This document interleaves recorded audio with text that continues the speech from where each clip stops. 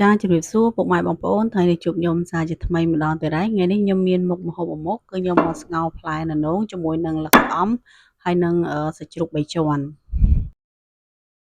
ចាតែមុនដំបូងគឺខ្ញុំមកចិតសបកអានោងឲ្យស្អាតជាមុនសិនហើយបន្ទាប់ពីខ្ញុំចិតសបកអានោងស្អាតអស់ហើយគឺខ្ញុំចាប់ផ្ដើមហាន់ផ្លែអានោងជាកង់ដុំៗបែបនេះ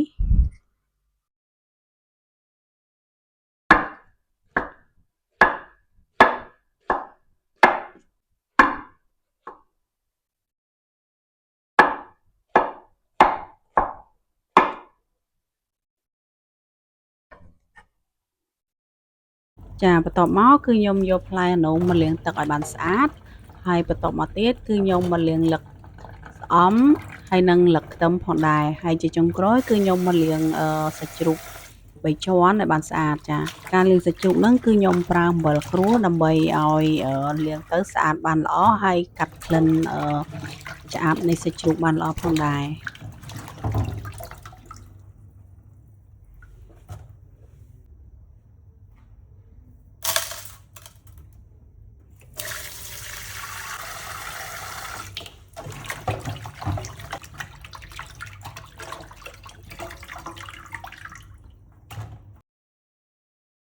ចាអញ្ចឹងបន្ទាប់ពីខ្ញុំលាងបន្លែស្អាតអស់ហើយគឺខ្ញុំចាប់ផ្ដើមមកហាន់លឹកខ្ទឹមទុកឲ្យហើយសម្រាប់បង់ស្លនៅពេលក្រោយហើយបន្ទាប់មកគឺខ្ញុំមកហាន់ផ្លែម្ទេសចាចំពោះម្ទេសបើសិនជាបងប្អូនអត់ចូលចិត្តហឹរឬក៏អត់ចូលចិត្តម្ទេសអីហ្នឹងបងប្អូនមិនបាច់ដាក់ទេចាបន្ទាប់មកគឺខ្ញុំចាប់ផ្ដើមហាន់សាច់ជ្រូកជាចំណិតស្តើងៗល្មមបែបនេះហើយខ្ញុំហាន់វាជាដុំតូចៗបន្ថែមទៀតចាតាមពិតទៅខ្ញុំត្រូវកច្រាំវាម៉ត់ទេតែដោយសារតែខ្ញុំអត់មានពេលវេលាច្រើនទេអញ្ចឹងខ្ញុំហាន់វាដុំៗឲ្យតូចរាងល្អិតៗល្មមបែបនេះចាបើសិនជាបងប្អូនមានម៉ាស៊ីនកិនសាច់អាចយកទៅដាក់ម៉ាស៊ីនទៅដើម្បីឲ្យសាច់ជ្រូកហ្នឹងវាម៉ត់បានល្អចាបន្ទាប់មកគឺខ្ញុំមកបេះលឹកស្អំចាចំពោះលឹកស្អំគឺខ្ញុំទិញលឹកនេះបានខ្ចីល្អអញ្ចឹងខ្ញុំគ្រាន់តែក្តិចវាវែងមកល្មមសម្រាប់យកទៅឡហើយឲ្យងាយស្រួលក្នុងការហូប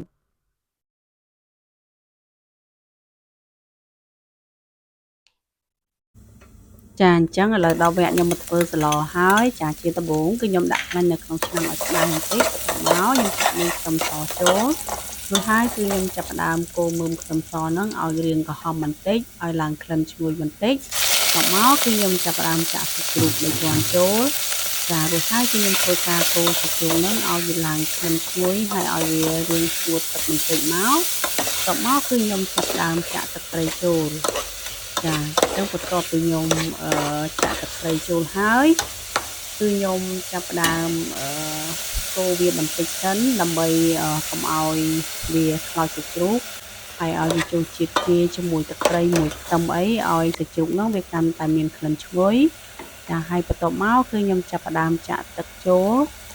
រួចហើយគឺខ្ញុំគ្របទុកមួយសន្ទុះដើម្បីឲ្យទឹកពុះហើយឲ្យសាច់ជ្រូកហ្នឹងវាឆ្អិនសិន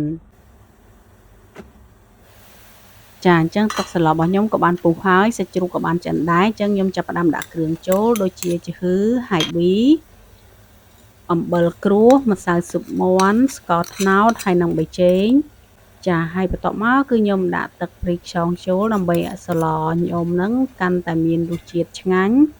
ចាហើយបន្ទាប់មកគឺខ្ញុំចាប់ផ្ដើមចាក់បន្លែអានោងចូល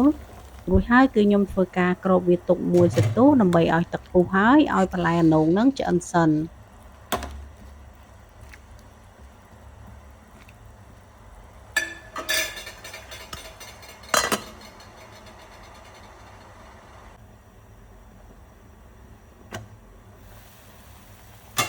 ចាឥឡូវទឹកស្លបានពុះហើយបន្លែអានោងក៏បានឆ្អិនដែរអញ្ចឹងគឺខ្ញុំចាប់ផ្ដើមដាក់លឹកស្អំចូល